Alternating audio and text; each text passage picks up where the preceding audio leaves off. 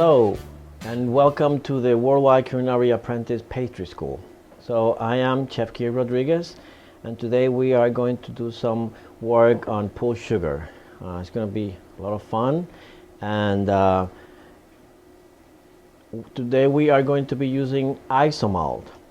Isomalt is a product that professional pastry chefs use for competitions or for specialty showpieces, especially when there's a lot of humidity in the air. And you can buy it online. It comes like in a kilo bag. It's you can eat some of it, but not a lot, because it's a product to work with showpieces, and it's made out of sugar. To cook it, you just put the isomalt, and here you see it just looks like sugar. It's just a little more granular than sugar. And then you put it in your pot. I already have one boiling here, but you put a little in your pot, you melt that one, and as it melts, you keep adding all your isomalt. When you have like half an inch of melted isomalt, then you can put the rest. I have 2 kilos of isomalt here, and you're gonna melt this and stir it once in a while, because you don't want the bottom part to cook faster than the top. So just stir it so everything is liquid, and once everything looks liquid, then you let it go until it gets to 320 degrees Fahrenheit or 160 Celsius. Could be 320. The more humid is on your area, the hotter the sugar should be. However, the hotter the sugar, the more difficult it is to work with it. So when you are learning, it's better to keep it 158 Celsius or 318, not lower than that, because it will crystallize in you. So 320, maybe all the way to 330, and you'll get a good product. So I am right now at 300 degrees Fahrenheit, and it's going pretty fast. It's 35, because there's no water in here, so it will cook pretty fast. And if the place where you live is humid, if you cook it without water, it's even better. If you have a very dry area in your kitchen or in where you do the work, you can put 10% water from the beginning, 10% only, and then you cook it to 320. So I'm going to take my thermometer out very carefully, because this is hot. You have to always be careful. Have your station clean. Get rid of any obstacles. And I'm going to let it rest for a couple of minutes until it stops boiling. And I'm going to put it on my seal pad here, because I need to pull it. The great thing about isomalt is that whether it's humid or not, you can use it, play with it, break it, put it in a container, put it back in the pot the next morning, and reboil it again. You can do that for months, the same isomalt, and you'll be fine. You cannot do that with sugar. You cannot reboil it, because it will crystallize. But isomalt, you can use it forever and keep using it and using it without having to buy any new one. So I'm going to pour some of this in my seal pad, and you can see how clear it is. And I'm going to do it slowly.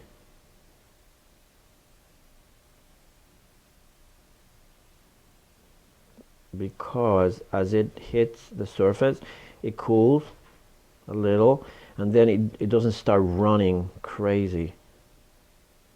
So you can control.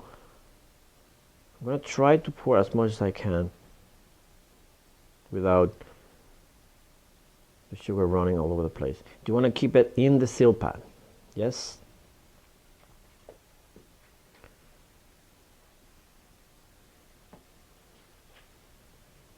And again, this is really hot, so make sure you don't have kids around you when you're doing this.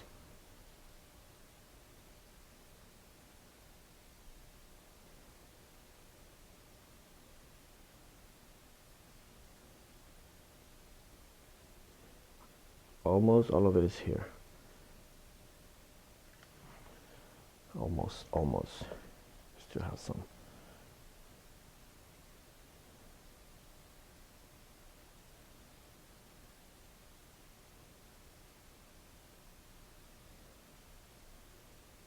You can cook 1 kilo at a time.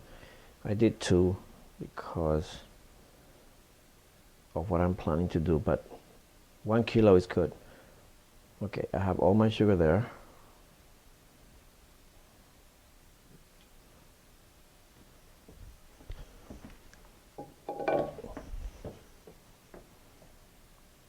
I'm keeping an eye so it doesn't come out of the seal pad.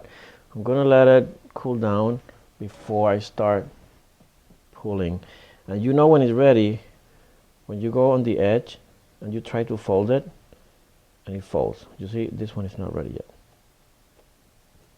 The colder your surface, the better or the faster you can go. If it's marble, it will be really cold. If it's stainless steel, this one is wood, so it's going to take some time. So we're going to pull it. We're going to satinize it, it's called, when you incorporate air into it. And then we're going to start working on this sculpture or fish. Now you can put colors in here if you want to work with different colors. I would, once you pour your sugar, I would put a drop. Let's say you want to do 3 different colors. I put blue here, green, and yellow, whatever colors you want. And then with this skewer, you mix it here. And when you're pulling, you keep your colors separate. And when it's workable and manageable, then you can cut it with scissors and you have 3 different colors. You can make as many colors as you want. You see how now I can, and you do it in this short movements, and you want to pull it to the center.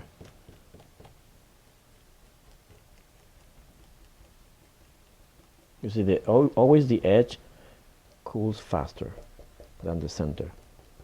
Now, very important that you do this with this short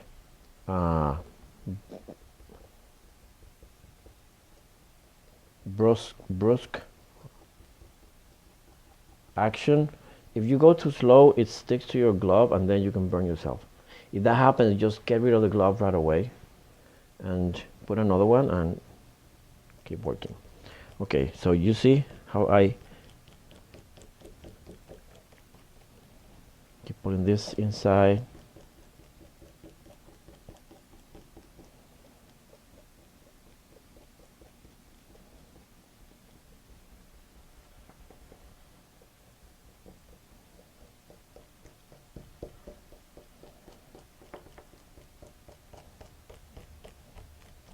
And we're going to do this until we get a dough we can pull. Sometimes you can move your silpa to a colder place. I can't because I don't have the space, but you know, you can move the whole thing to another place that is colder and keep working, and it would go faster.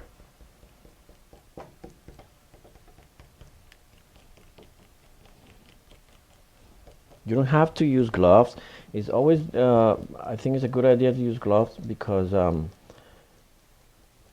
the oils in your skin would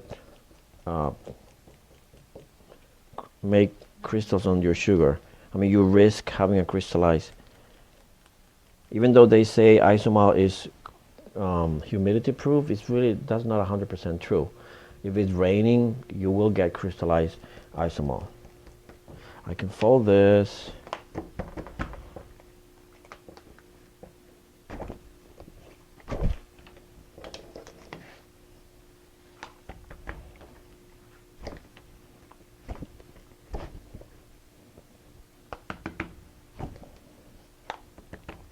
You see, in the center is still really liquid, so I'm gonna.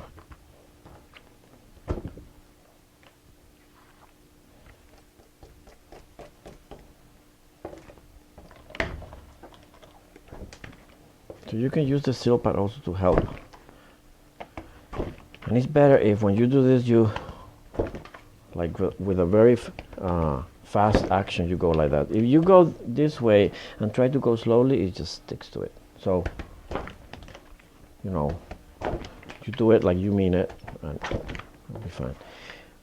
While you are folding this, what we want to do here when we are folding and folding and folding is cooling it down. That's all we're trying to do. So, as long as your sugar keep moving like this, that means it's too hot to pull. You don't pull it because you're just wasting energy. It will come back to that state. Just keep folding it. If you don't have a seal pad, you can actually, if you have a marble table, you can rub the marble with very little vegetable oil or Crisco, really little, all the way around that you can work on your table. So you see, folding, you see how the bubbles are getting trapped in there? We are pulling it, satinizing it, and it's gonna get really white. When you want white color on your showpiece, you don't put any color in it. You just pull it and satinize it until it's colored. And if you put red, it will get really metallic red.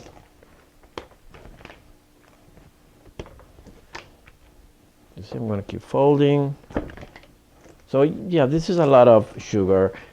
I could have done just half of this, but I tend to like to have a lot of sugar because it's easier for me.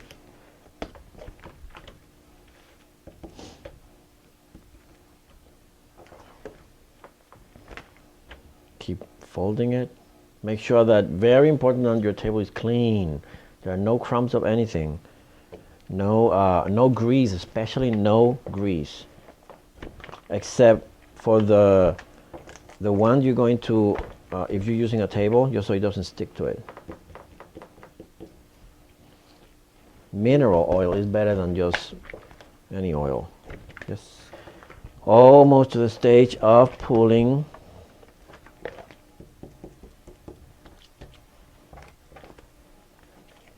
And because I'm going to build a fish, I need a little base to glue my piece. So I got this pressed sugar here. This is just sugar with a little color and a little water.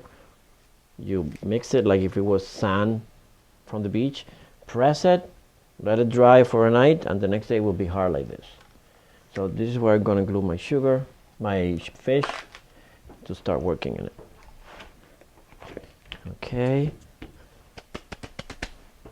However, I make sure that my hands are clean after I touch this, because it has some little particles of sugar, and I do not want to put sugar in my isomalt here. Okay.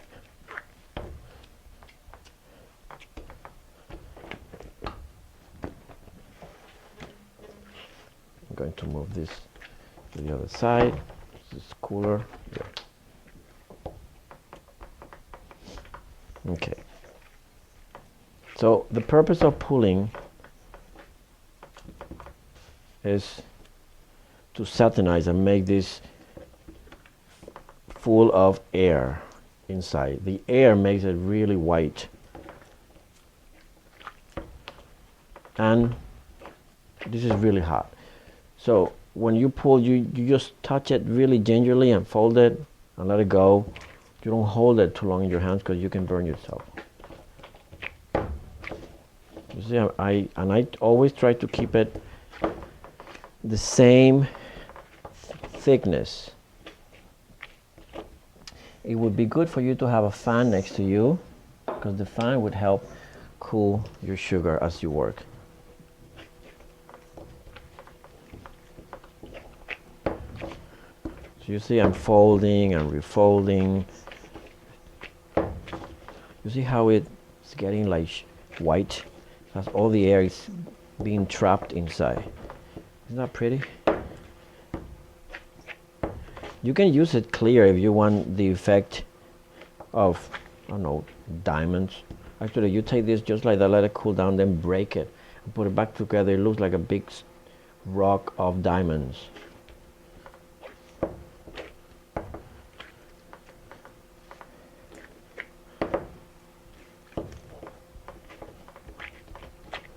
This This is really hot. You don't see in my face, but I can feel it in my hands. It's really hot. Keep pulling. Pulling.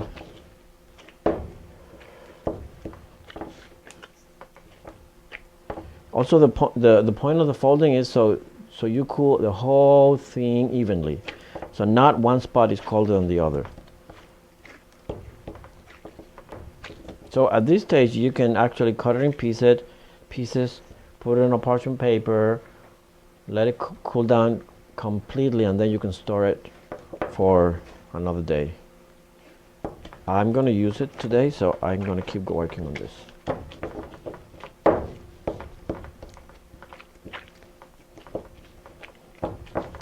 You get better or more beautiful showpieces if you satinize it well enough. That's really important. Sometimes students don't realize how important the satinization is. So, and that's what makes your flowers, your figures look professional. It's the shine and this the satiny. If you have, by any chance, like I have a little piece of something here, I'm going to cut it off because I'm afraid that might crystallize my sugar later.